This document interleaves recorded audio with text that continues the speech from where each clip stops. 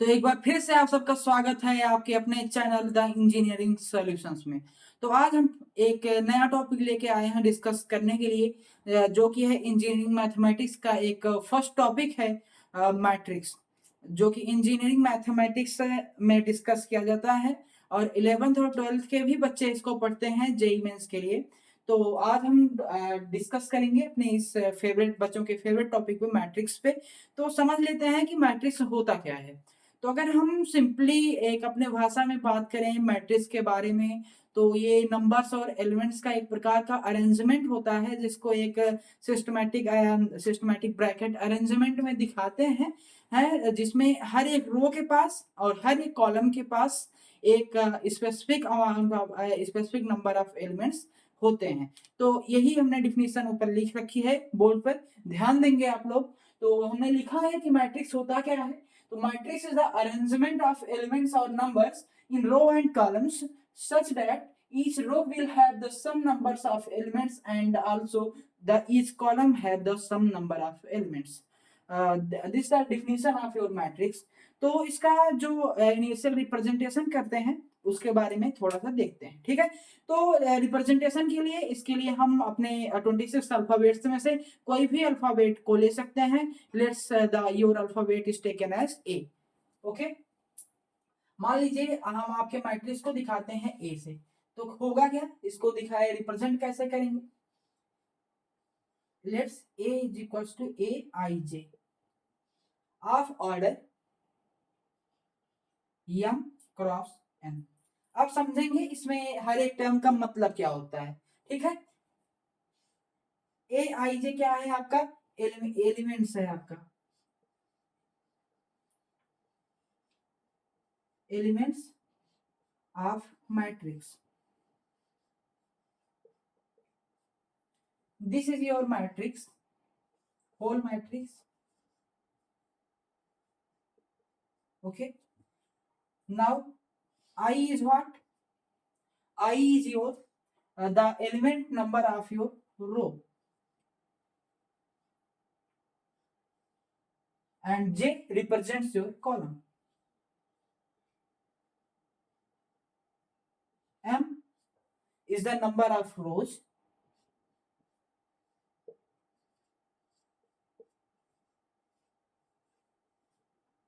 and N represents for the number of columns.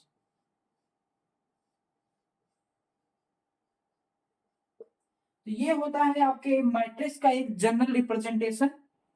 A is equals to Aij, where I represents the your number of row, मतलब कि आपके matrix क्या कौन से रो का element है, और J रिप्रेजेंट करता है आपका कॉलम, ठीक। M रिप्रेजेंट करता है कि आपकी मैट्रिक्स में कितने रोज हैं, और N रिप्रेजेंट करता है कि आपकी मैट्रिक्स में कितने कॉलम्स हैं। Whole Aij in the bracket represents the element of your matrix, and A represents the your whole matrix, कि आपकी मैट्रिक्स कौन सी है, ठीक है। अब ये देखिए, जो क्लासिफिकेशन जब हम लोग करते हैं मैट्रिक्स का, तो क्लासिफिकेशन इसी बेसिक नोमिनोलॉजी के आधार पर होता है। जैसे एम और एन के आधार पर आपका क्लासिफिकेशन होगा, आई और जे के आधार पर होगा, और इसके शेप के आधार पर हम इस मैट्रिक्स का क्लासिफिकेशन करते हैं, ठीक है। अब देखिए समझ लेते हैं कि अगर देखिए एम और एन बराबर है एक दूसरे के, तो क्या होगा कि number of rows is equal to number of column. आपका जो मैट्रिक्स बनेगा वो आपका स्क्वायर मैट्रिक्स बनेगा, ठीक है। अगर m और n बराबर नहीं है, तो आपका number of column will not equal to your number of row, so your matrix will be your rectangular matrix. अर्थात अगर m और n आपका बराबर नहीं होगा, तो आपकी जो मैट्रिक्स बनेगी वो आपकी एक रेक्टेंगुलर मैट्रिक्स बनेगी। अब हम ये चीज यहाँ पर लिख भी देते हैं, if m is equals to n, your matrix will be the square matrix, yes, square matrix, okay। If m is not equals to n, your matrix will be rectangular matrix।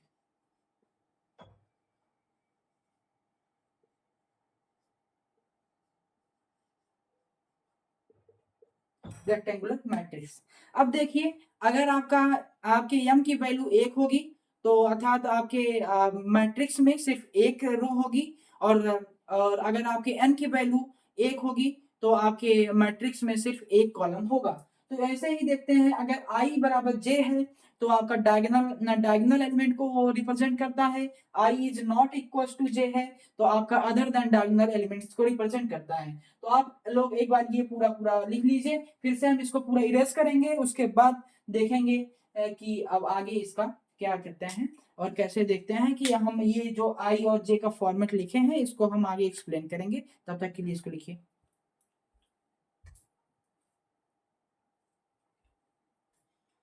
तो जैसा कि आप लोगों ने इसको लिख लिया होगा, देखते हैं।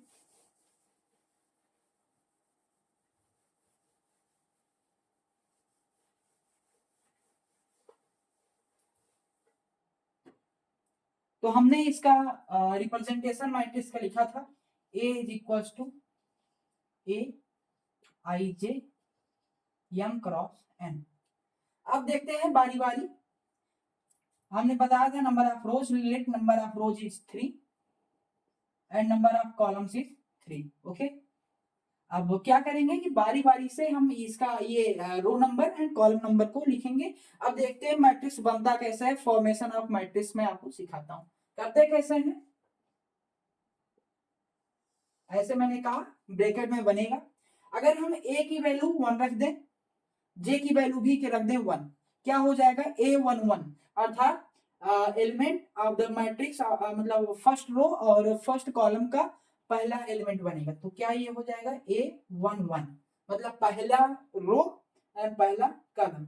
ए की वैल्यू को, आई की वैल्यू को 1 रख दें, जे की वैल्यू को 2 रख दें, मतलब कि the element of first row and second column क्या हो जाएगा A12।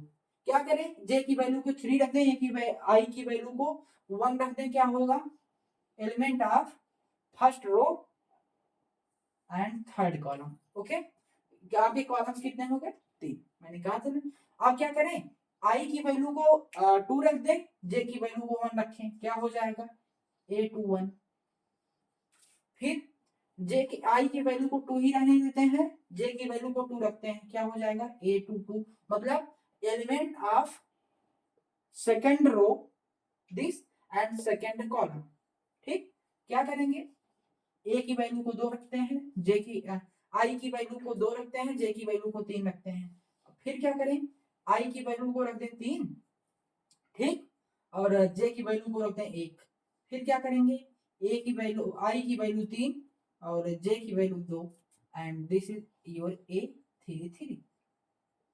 इस प्रकार से आपके मैट्रिक्स का होता है फॉर्मेशन। अब देखते हैं कि इसमें कुछ टर्म्स देखते हैं। अब देखिए, मैंने अभी आपको थोड़ी देर पहले बताया था कि अगर आई और जे की वैल्यू बराबर होगी तो वो जो एलिमेंट्स कहलाएंगे डायगोनल एलिमेंट कहलाएंगे।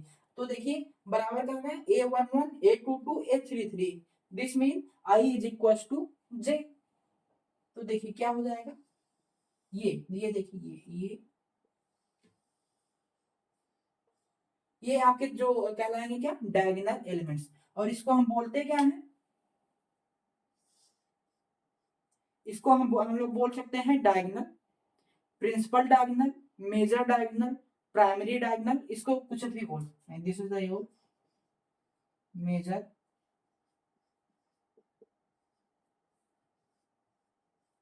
Diagonal,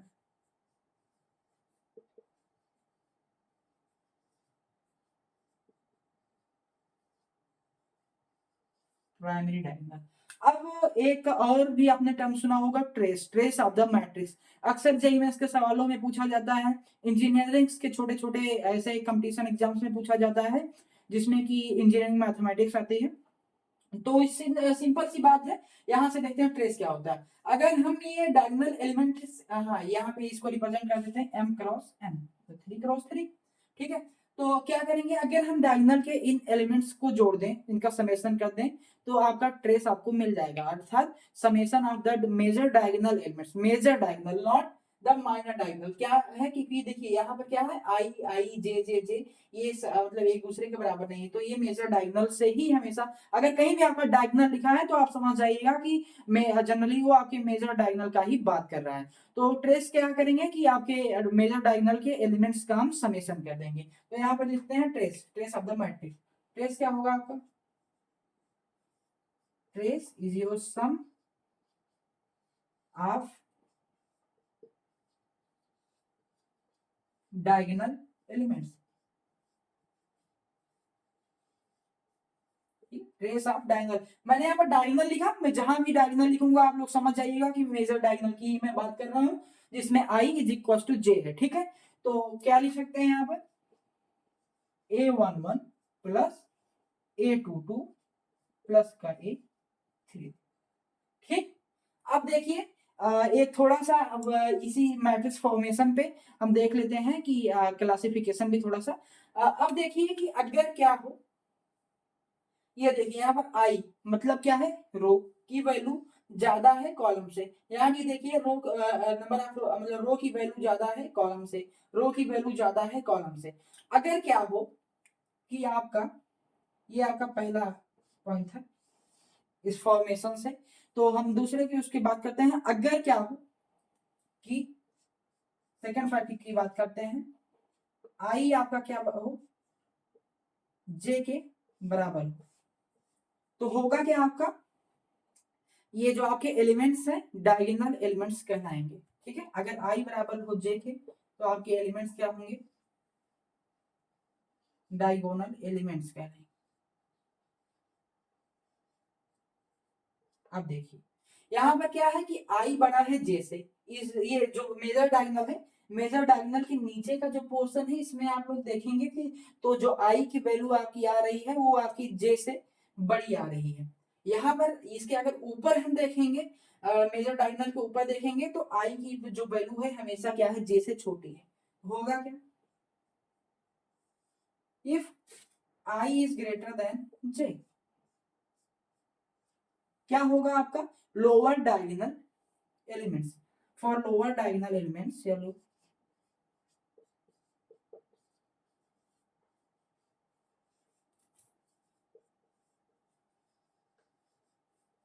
for your lower diagonal elements I should be every time greater than the j, and for the upper diagonal elements यहाँ पर आप लोग देखिए ये I क्या है, हमेशा j से छोटा है, 1 2 1 3 and 3 2, so if I is less than j it is your upper diagonal elements।